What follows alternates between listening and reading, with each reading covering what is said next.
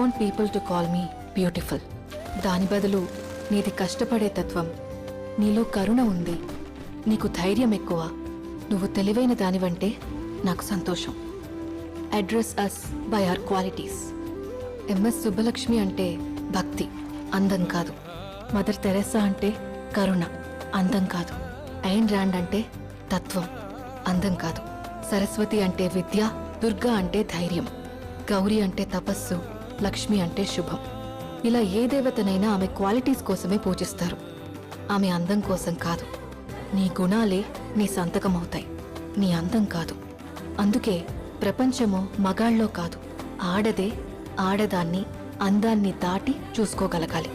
అలా అందాన్ని దాటి చూస్తే ఆడదానిలో ఒక సముద్రమే కనపడుతుంది. గుణాలతో నిండిన ఒక దేవతే దర్శనమిస్తుంది. So seek for the goddess in you.